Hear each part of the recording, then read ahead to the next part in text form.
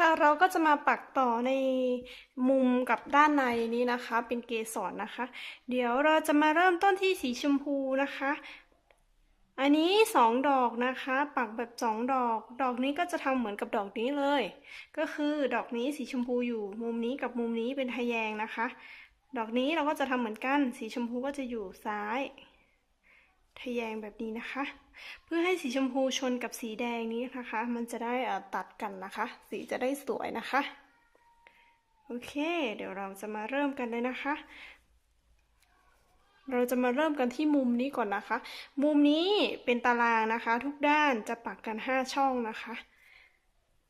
เราจะพลิกแบบนี้แล้วก็เราก็ปักเลยอันนี้นะคะก็คือปักไป5 ช่องเสร็จแล้วก็ปักกลับมา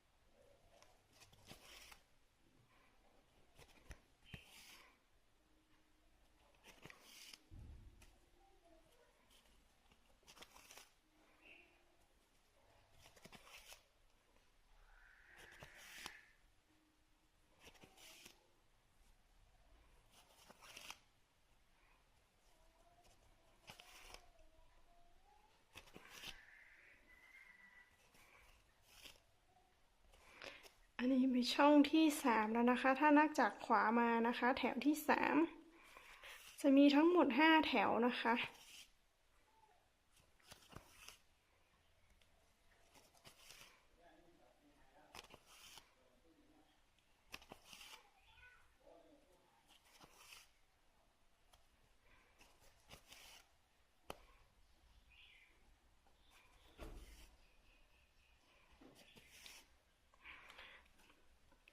เดี๋ยวแถวสุดท้ายเราจะปักแค่ด้านเดียวนะคะแล้วเราก็ค่อยปักกลับมา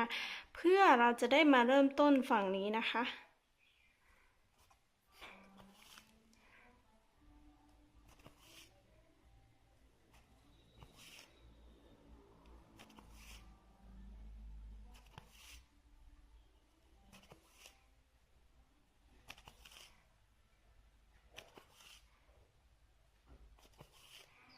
พอถึงตรงนี้เราก็ข้าม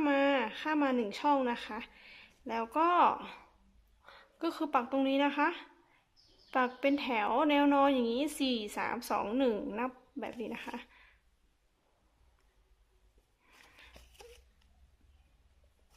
ปักไปทางซ้าย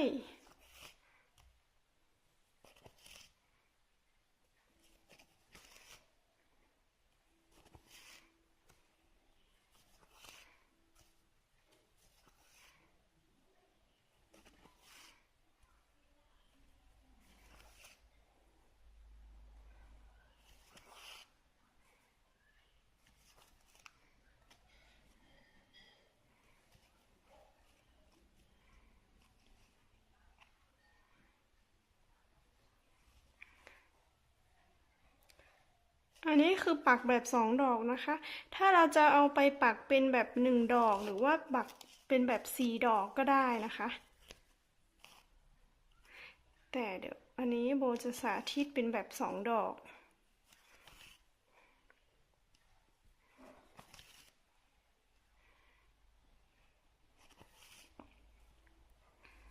แถวนี้จะปัก2 ช่องเสร็จแล้วก็ปัก1 ช่อง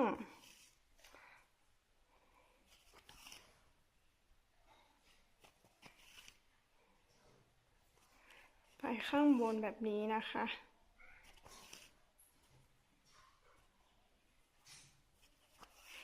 ทั้ง4 มุมนะคะปักเหมือนกันเลยนะคะโบจะสาธิตแค่มุมเดียวนะคะเดี๋ยวปักเสร็จแล้วเราค่อยมาดูกันทั้ง4 มุมนะคะเพราะว่าการปักก็ปักเหมือนกันนะคะ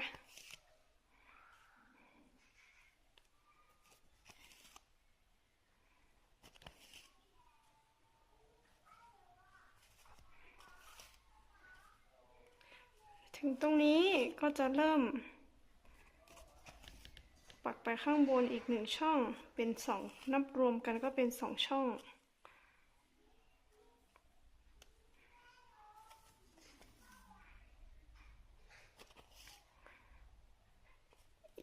การปักอีกแบบหนึ่งนะคะก็คือการปักแบบนี้นะคะปักก็คือปัก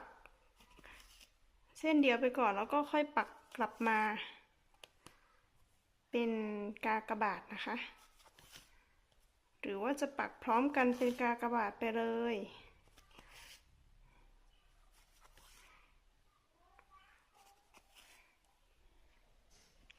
แบบนี้เสร็จแล้วถ้าปักเสร็จแล้วก็ค่อยพลิกงานนะคะพลิกงานของเราแล้วก็บางคนนะคะจะไม่ทำปมนะคะแต่ว่ากลัวหลุดนะคะเราก็จะพันหัวเข็มรอบนึงแล้วก็ทำปมไว้แล้วก็เก็บไหมนะคะแบบนี้แล้วก็เราค่อยตัดนะคะไม่งั้นเราก็จะกลัวว่าไหมมันจะหลุดนะคะเสร็จแล้วเราก็จับแบบนี้นะคะแล้วก็ทำปมหน่อยนึง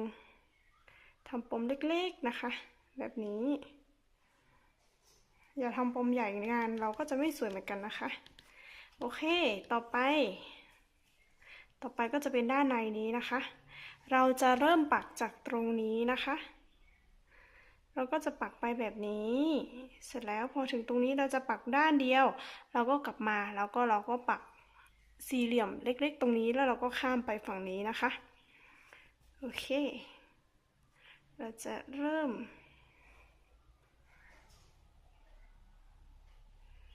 ด้านในนะคะโอเคเดี๋ยวด้านในนะคะขอปักสีขาวก่อนละกันปักสีขาวก่อนเพื่อให้ปักสีชมพูง่ายหน่อยนะคะเดี๋ยวขอสาธิตการปักสีขาวด้านในก่อนนะคะก็เหมือนกันนะคะสีขาวด้านในก็คือปักตามสีเขียวอ่อนเลยนะคะก็คือตรงนี้ลงมา4ทะแยงไปฝั่งนี้1ช่อง1ช่องแล้วก็4นะคะแล้วก็มาปักตรงนี้1ช่อง1ช่องเป็นทะแยงแล้วก็ปักขึ้นไปอีก4นะคะมันก็ไม่ได้จะจำยากอะไรนะคะโอเคเดี๋ยวเรามาปักสีขาวกันก่อนนะคะจริงๆถ้าปักสีเขียวอ่อนเสร็จนะคะเราก็ปักสีขาวไปเลยนะคะแล้วเราก็ค่อยมาปักมุมแล้วก็ปักด้านในนี้พร้อมกันนะคะมันจะง่ายแล้วมันจะเร็วกว่านะคะ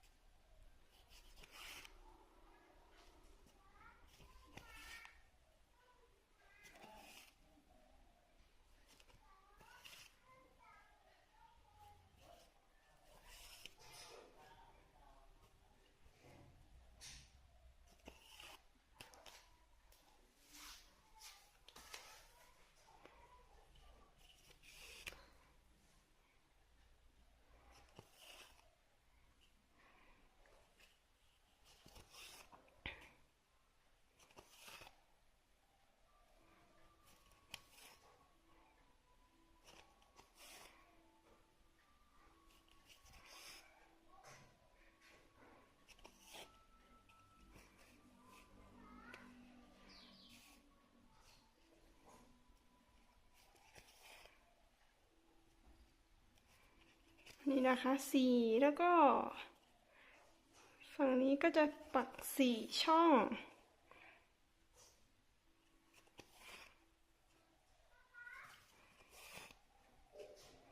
ผ้าสีดำนะคะก็จะเห็นตามันยากหน่อยนะคะแสงสว่างต้องพอ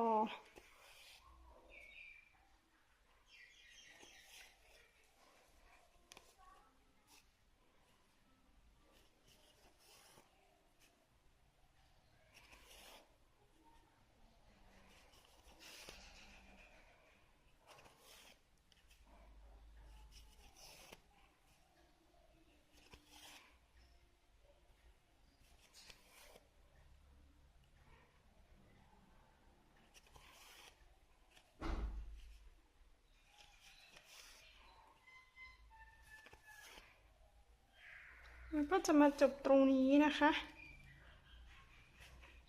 แล้วเราก็แค่ข้ามไปฝั่งนี้ แล้วก็ไปปักฝั่งนี้เฉยๆโอเคนี่นะคะเดี๋ยวเราก็ปักไปเรื่อยๆนะคะเดี๋ยวเราจะมาดูตอนที่ปักสีขาวเสร็จกันนะคะเมื่อปักสีขาวด้านในเสร็จนะคะมันก็จะเป็นแบบนี้เสร็จแล้วเราก็จะมาปักสีชมพูนะคะ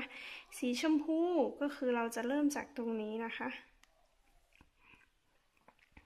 ตรงนี้นะคะปักมา4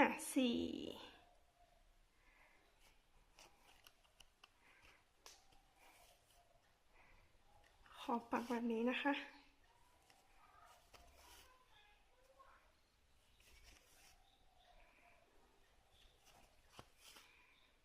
ขึ้นไปข้างบนแบบนี้ก็ได้นะคะแล้วแต่ว่าเราจะปักแบบไหนนะคะแต่ว่าถ้าปักแบบนี้ก็ จะได้ปักรวบเดียวไปพร้อมกัน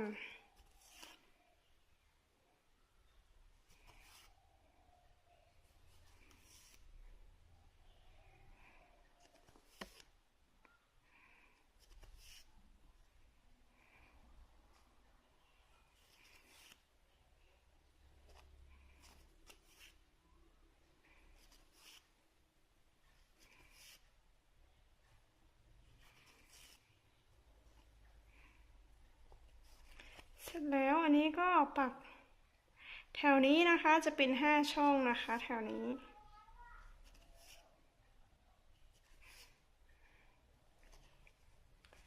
อันนี้ก็จะเหมือนกันเลย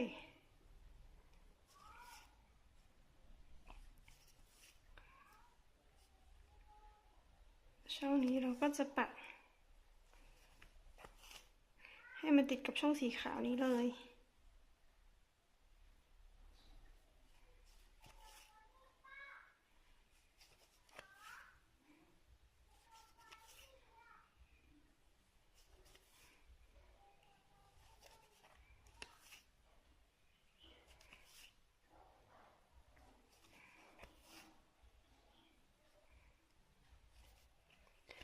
วิธีการปักของแต่ละคนจะไม่เหมือนกันนะคะมันไม่มีผิดไม่มีถูกนะคะแต่อันนี้โบไม่อยากจะแบบว่า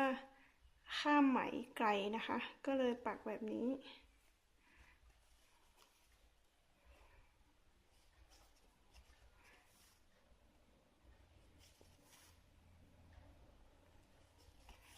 เสร็จแล้วพอได้แบบนี้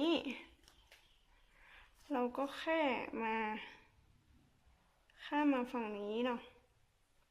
แล้วเราจะมาปักตารางเล็กๆนี้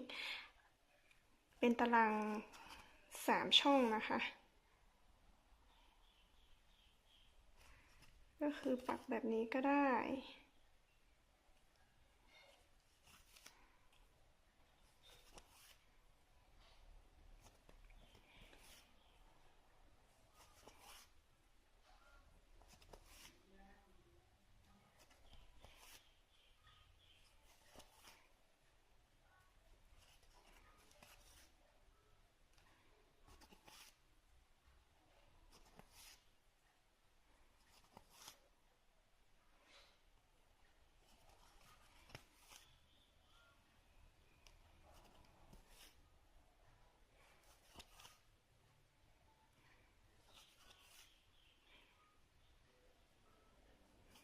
เสร็จแล้วก็จะได้มุมนี้ก็จะแค่ทะแยงไปแบบนี้